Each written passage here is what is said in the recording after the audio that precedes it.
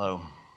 Well, while I was sitting there, I was thinking that if I get caught up, it might be a quick interaction as well. As strong as my question is, I am having a hard time putting it into a question, so I'll do the best I can. And I've briefly talked with you about this before. I have this very intense and powerful inner being, and the predominant desire. I want to say something to you about that before you go further. Please. Because it's a good basis to move forward on. When you are really consistently in sync with your inner being, you don't describe it as intense. It just feels normal and like the next logical step. It's only in vibrational variance that you give those kinds of labels to things. So we don't think you mean it quite in that way. Can you say it in another way? I think I'm in constant or considerable connection with my inner being. I have steady awareness of my inner being. I am really aware when I'm in sync and not in sync with my inner being. But your inner being does not feel strong in that comparative sense. Really? Does it? I feel completely at one with my inner being. There. Connection to your inner being feels like the next logical step. You are so often connected and don't know it, because you hear people talk about connection and you form images in your mind that are not accurate. When you are your most peaceful, you are in alignment. When you feel you're most at one with yourself, you are in alignment. When you feel you're most satisfied, you're in alignment. And so we just want to make sure that everyone understands that alignment can feel like tremendous ease. And that ease can move into great excitement, but there's never any tension in alignment. And some of those words that you were using sort of gave a different Right. And I agree. Sitting up here, I'm aware that I'm definitely a little more tense than normal. I guess I've come to a place on my spiritual journey where I desire that distinct connection with my inner being so much that it's become, I guess I've started to experience some frustration with it. Well, we want to tell you why. And you're wise in recognizing in this moment that you feel a little more tense than usual, and it's because of a lot of eyes on you. There's a sort of awareness. In other words, when you think about your relationship with your inner being and you don't consider for a moment how anybody else plays into that, it's just you and your inner being, then it's easy. But when you are considering being a teacher or being an uplifter or being a bright light in the world or the effect that you'll have on others, then you introduce unnecessary resistance into the equation. That's all it is. Okay. That's all it is. Your relationship is solid until you consider someone else's awareness of it. Oh, okay. So there's still a little bit, and it's true of almost everyone, there's still a little bit of competitive feeling of wanting to manifest something that's visible to others. It may be helpful for you to just decide that your joy about your life is all that you care about being visible to others. And of course, lots of other manifestations will follow. You don't want to be the richest person, you just want to be the happiest person. And you don't want to be the most clever person, you just want to be the happiest person. You just want to be having a really good time. And you don't want to be the smartest person, you just want to really see wonderful things in that person and that person and that person. You see what we're getting at? It's sort of letting the trappings of the physical world take a lesser important place while the trappings of alignment come more to the forefront and matter more to you. It's not easy to be in this physical body and not have awareness of how others are thinking and feeling about you. But you got to get over that because they are not trustworthy.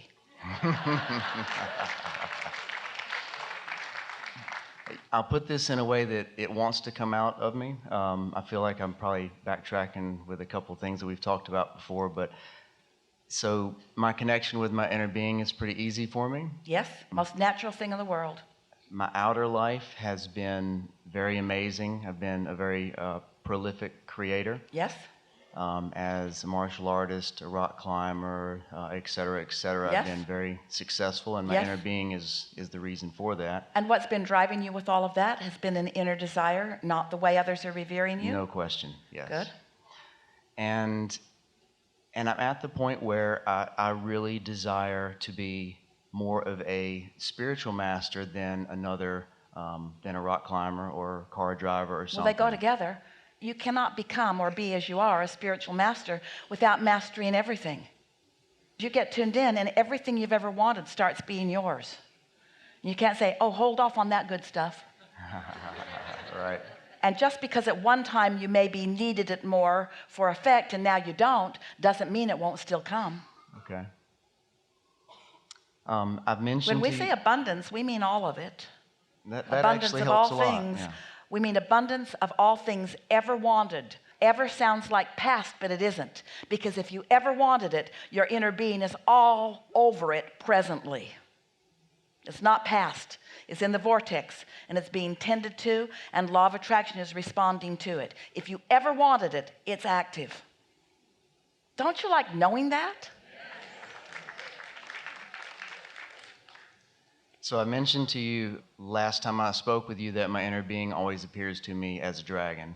And recently I was in Peru.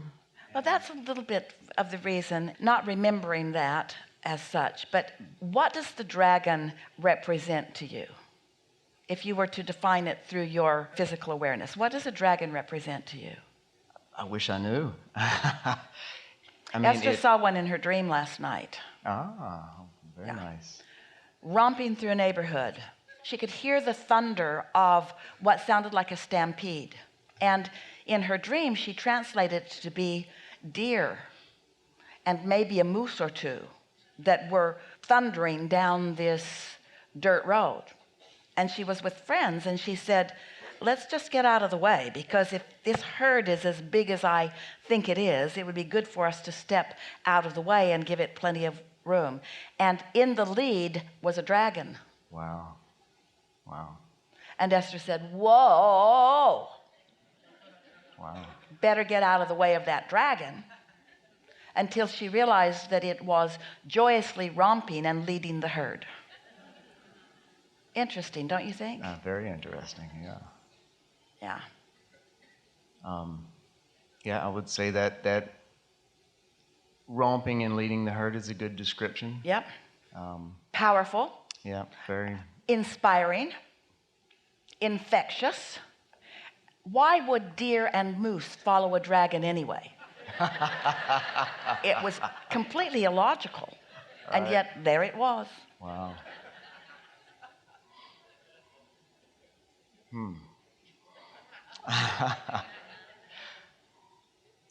Yeah, I don't know that this will have any correlation to anything, but when I was in Peru, you know, a lot of people go down there to experience the plant medicines that they do. So I went down there to see what that was about. And while everybody else had their visionary experiences of vast sorts, my experience was steadily one thing and one thing only, and that was seeing that dragon inside of me just looking back at me the whole time. Nothing else ever happened. After everything was said and done, I realized that that inner being, that steady part of me, is the part of me that I'm desiring to connect up with in a hopefully a deeper sense. And that seemed to be what that experience was Well, about. it's the reason for Esther's dream in anticipation, her not knowing, but us knowing about this conversation, because your connection to that is so strong that now others are beginning to see it who are in alignment. And so that's why we reflect this back to you in this way. You've been the only one seeing that dragon before. Now Esther's seen it.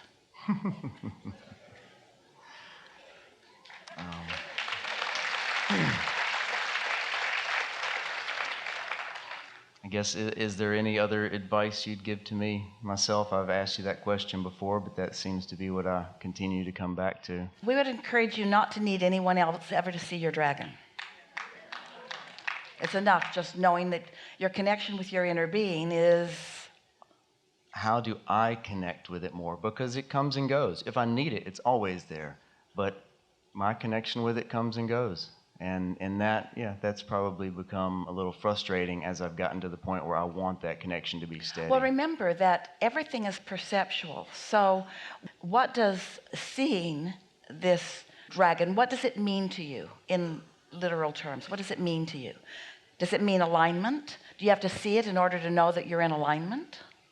Yeah, just to speak frankly, when that inner being of mine comes through, I become one with it, it becomes one with me. My connection with universal knowledge, experience, ability, all becomes one at that time. But there's a difference in the feeling of being one with your inner being and feeling the lack of it, or a sort of dependency. Just revel in it when it is there. That's why our encouragement to you is to let your connection be represented by so many other things, not just by that visual image. What about the sensational image, which is the predominant thing that I experience, and the thing that I want the most is that energy connection. It's not the visual is irrelevant. Let us give you some words and you see which ones resonate the most with you. Is it a feeling of empowerment? Absolutely. Is it a feeling of power? Absolutely. Well, feel the subtle difference between empowerment and power. Feeling of being invincible? Yes. Is it the feeling of clarity? Yes. So focus upon those emotions rather than on that image, because the dragon means lots of things that connection to your inner being does not mean. Okay, that makes a lot of sense. Really Yeah. good. All right. Thank you. This is a really good time for a segment of refreshment.